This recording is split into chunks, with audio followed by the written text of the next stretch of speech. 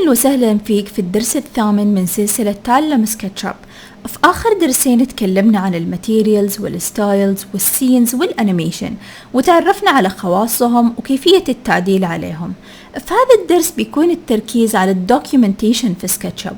بنتعلم عدة أوامر مهمة مثل السكشن كات والدايمنشنز واللاين ستايلز والليبلينج وال3 دي تكست، وأخيرا بنتعلم كيف نسوي اكسبورت ل2D أو 3D. نبدأ بأول تول معانا اللي هو السكشن كات أو السكشن بلين. السكشن كات بيسمح لنا نشوف داخل الموديل بدون ما نغير أو نحذف من أصل الموديل، كأنه بيسمح لنا نسوي سلايس للبيلدينج. فلو رحنا من قائمة التولز بتكون عندنا هنا السكشن بلين، أو إنه من اللارج تول سيت بتكون عندي هذه الآيكون. بيتغير مباشرة الكرسر عندي للسكشن بلين، وأنا أتحرك داخل الموديل بيتغير معي الاتجاه بحسب البلين أو الفيس اللي أنا حاطة عليه. بس إحنا زي ما تعلمنا بأغلب التولز في سكتشاب نقدر نتحكم بالأسهم اللي على الكيبورد بحيث إننا نسوي لوك لأني دايركشن نبغاه. فمثلا لو جينا حطينا هنا، لو المكان أوكي أضغط على المكان بيطلع لي هذه الأوتوماتيك ويندو يسألني إني أسميه وأغير السمبل. مثلا لو سميناه AA وحطينا السمبل نضغط على OK. بنلاحظ مباشرة انه صار عندي السكشن كات في الموديل وعلى البروجكت، وبيكون عندي هنا مسميه. اللي السمبلز بتكون مهمة في البروجكت لو كان عندي كذا سكشن بلين. نختار عليه، مثلا نضغط على الام للموف تول او نختارها من التولز ونتحرك في الموديل لين المكان اللي نبغى نوقف عنده. وممكن نستخدم الروتيت، نضغط على كيو على الكيبورد أو نختارها من التولز وبعدها نحدد على المكان. وزي ما تعلمنا نقدر نستخدم الأسهم علشان نغير الدايركشن أو تلوك دايركشن. نضغط من هنا البداية وبعدها نتحرك لو نبغى ناخذ 3D سكشن. بعدها لو نبغى نسكر السكشن بلين بس ما نبغى نحذف مكانه، يعني بس نطفيه أو نشغله سواء السكشن بلين أو السكشن كات، نروح من قائمة فيو ونحدد عليها من هنا، بس نشيل هذه التشيك. لو شلناها السكشن بلين بيختفي عندي السكشن بلين، لكن الكات بيكون اكتف، لكن مكانه محفوظ مجرد اننا احنا شلناه من الفيو بورت. والسكشن كات نفس الشيء، لكن لو رجعنا نقدر نسوي لهم turn on مرة ثانية. ولو نبغى ناخذ 2D view من داخل 3D view نرجع للسكشن بلين نحدد عليه وبعدها نضغط على الماوس رايت كليك ونقول له align view. بعدها ممكن نروح من قائمة الكاميرا ونغير من البرسبكتيف للبارallel projection. ممكن برضو بعدها نروح لقائمة view ونقول له section fill. لو نبغى نعكس السكشن بلين نحدد عليه ونضغط ماوس رايت كليك وبعدها نقول له ريفرس. ممكن بعدها نضغط مرة ثانية عليه ونقول له align view، فكذا عكس لي اتجاه السكشن. لو رحنا لل3D عشان نشوفها أوضح نحدد على السكشن نضغط الماوس رايت كليك ونقول له ريفرس، فكذا عكس لي الاتجاه. بعدها نضغط عليه مرة ثانية ونقول له align view فجاب لي الفيو من الاتجاه الثاني. يعني لو ضغط بيكون جاب لي إياها، نقول له ريفرس جاب لي إياها من الاتجاه الثاني. ومن نفس هذه القائمة نقدر نسوي السكشن يكون اكتف أو لا، مجرد نفس الشيء نفس الاختيار اللي بقائمة فيو، إما من هنا أو من هنا نقدر نتحكم فيها. بعدها لو نبغى نحذف السكشن كومبليتلي مو بس نخفيه نضغط عليه ونقول له برايت كليك وإريز، أو إنه نضغط ديليت على الكيبورد نحدد على السكشن ونسوي ديليت وكذا يكون حذفناه. وهذه أهم المعلومات المتعلقة بالسكشن بلين. أما ثاني تول معانا اليوم هي الدايمنشنز، إنه كيف نضيف دايمنشن على 3D. نستخدم الدايمنشن تول، نقدر نروح من قائمة تولز ونختار من هنا على الدايمنشنز أو اختصارها كنترول دي على الكيبورد، أو من اللارج تول سيت موجودة عندي هذه الأداة. بعدها كل اللي عليك تسويه إنك تضغط نقطة البداية ونقطة النهاية وتسحب الاتجاه. يعني لو تبغاها على فوق على البلو أكسس تتحرك بالماوس الفوق، لكن لو تبغاها على جنب ممكن تضغط نقطة البداية نقطة النهاية. ممكن تخليها على الريد اكسس إذا ما تبغاها على فوق، وتضيف دايمنشن بهذه الطريقة، بس نقطتين وتتحرك. ممكن للميد بوينت وتتحرك على فوق. تقدر تضيف دايمنشنز زي ما تبغى في الموديل، وتقدر تقيس أي شيء موجود عندك على الفيو بورد، مجرد إنك تضغط على نقطتين. نفس الشيء ممكن هنا نقيس من هنا لهنا ونتحرك، من الهنا لهنا ونتحرك. لو نبغى نغير الستايل لأي واحد من هذه الدايمنشن، مجرد نحدد عليه، بعدها نروح للانتيتي انفو ونقول له change font. نقدر هنا نتحكم في الفونت والفونت ستايل والسايز، وبعدها لما نغير نضغط على اوكي، ونقدر نغير الكلر من هنا. لو ضغطنا على هذا نقول له edit ونغير لو تبغاه لون ثاني. لكن لو نبغى نغير كل الدايمنشنز اللي عندنا في الفيو بورد، نروح من قائمة ويندوز، نروح للموديل انفو، بعدها نختار على الدايمنشنز، ونقدر نغير من هنا. نقول له select all dimension ونبدأ نغير. مثلا نغير الفونت لأي فونت ثاني، مثلا نغير السايز ونقول له اوكي. بعدها مثلا نقدر نغير end point. لو تبغى تسوي update وتشوفها على السكرين، نقول له update selected dimension. صارت كبيرة، ممكن تروح وترجع وتغير السايز، نرجعها مثلا 11 أو 12. نغير الفونت ونقول اوكي update all dimension، وتكون عندك الصورة باينة، وتقدر تغير الكلر لو تبغى لون ثاني غير الأسود مثلا. بعدها اضغط على اوكي. وممكن هنا نستفيد من هذه الويندو بأن نقول select all dimension، بعدها نروح للتاجز عشان نحط كل الدايمنشنز بون تاج. بعدها نضيف تاج نسميها مثلا dimensions.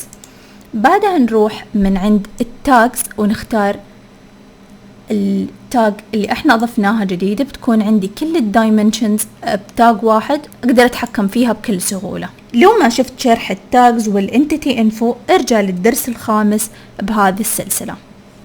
لو بنغير اللاين ستايل لأي لاين، بنعتمد على قائمتين، هم الانتيتي انفو والتاجز، موجودين تحت الديفولت تري. ولو ما هم عندك، روح بس الويندوز من الديفولت تري وحط تشيك هنا على الانتيتي انفو والتاجز. بعدها لو عندي مثلا كيوب، نختار على الار نرسم ريكتانجل، وبعدها بي عشان نسوي بوش. بعدها لو حبينا نغير الستايلز لهذه اللاينز اللي على الكيوب، لازم نحطه بتاج، فنحدد عليه ونروح create new tag ومثلا نسميه كيوب. بعدها وهو متحدد عليه نغير التاج من هنا لكيوب. هنا محطوط عندي اللاين الداشز انه ديفولت، لكن لو جيت نقدر نغير من هنا اي لاين ستايل نبغاه.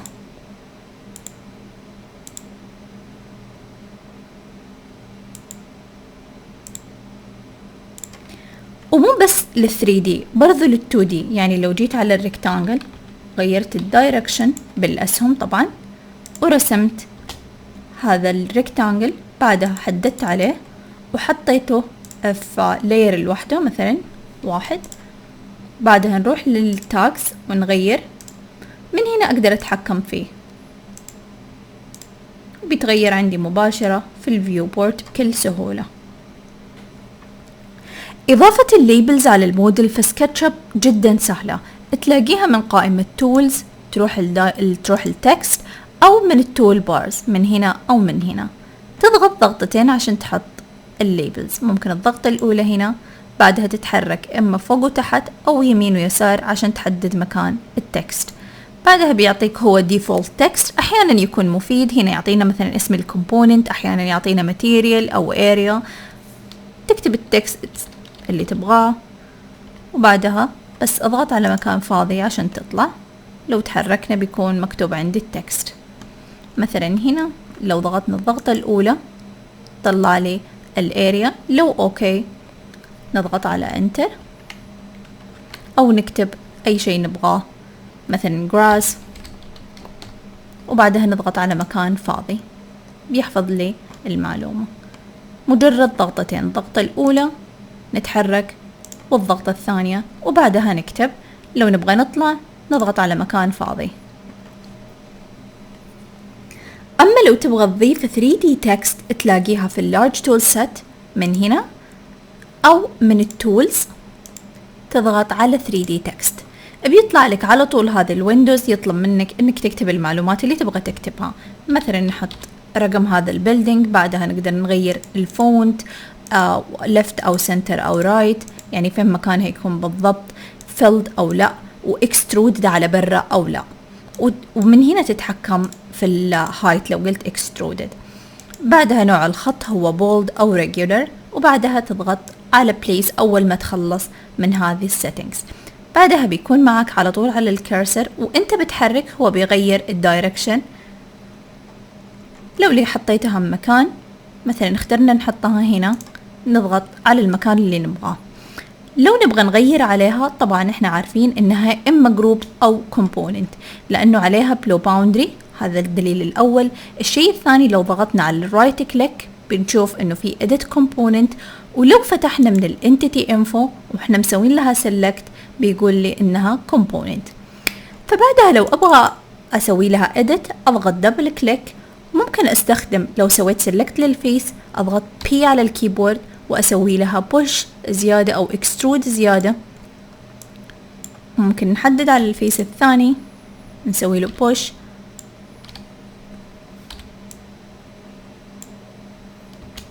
ونفس الشيء الثالث. ممكن نضغط دبل كليك وبيجيب لنا نفس القيمة. وبعدها لو نبغى نغير الماتيريال نضغط على حرف البي، نروح على اي ماتيريال نبغاها، مثلا نروح الكولرز نختار لون، اي لون. لو اوكي نضغط اما على واحدة من الفيسز او نسوي سيلكت عليها كلها ونضغط على البي ونختار هذا اللون.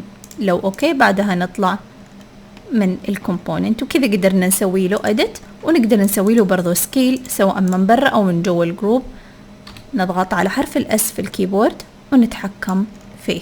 نقدر نسوي له بوش، لو حسنا ان سوينا كبرناه بزيادة نقدر نكبره الفوق تحت. نسوي له سكيل لما يكون بالحجم المناسب، وكذا نقدر نسوي له edit. آخر بوينت بنتكلم عليها في هذا التوتوريال إنه كيف نسوي export لل2D أو لل3D. لو نبغى نسوي export لل3D نروح من قائمة فايل وإكسبورت ونختار 3D موديل، وتقدر هنا تشوف الاختصار. بعدها حدد على اللوكيشن اللي تبغى تحفظ فيه الفايل، وتقدر هنا تسمي الفايل وتختار الفورمات لو تبغى مثلا أوتوكاد أو غيرها من الفورمات. وقبل لا تسوي اكسبورت بس اضغط على الاوبشنز وتأكد انه كل هذه الاوبشن اوكي، وبعدها اضغط على اكسبورت. اما لو تبغى تسوي اكسبورت ل2D هي عبارة انه بياخذ لك سكرين شوت بالضبط للسكرين اللي انت شايفها قدامك.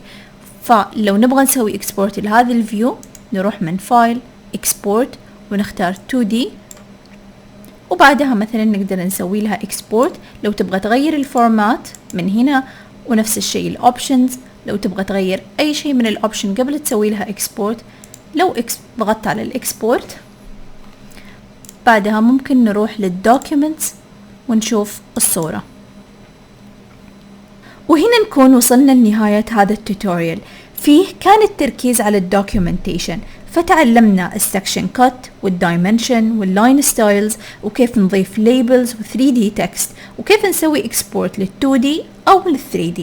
لو عندك اي سؤال اكتب لي في التعليقات، ولا تنسى تسوي لايك وسبسكرايب وتفعل الجرس لو تحب يوصلك اشعار من يوتيوب لما ينزل فيديو جديد على القناة. لو ما شفت اي من الدروس السابقة انصحك تشوفها عشان يكون عندك المعلومات كاملة. واذا حسيت نفسك تحب تراجع على اي درس كلها مترتبة بهذه البلاي ليست. نتقابل في الدرس القادم ان شاء الله. في امان الله.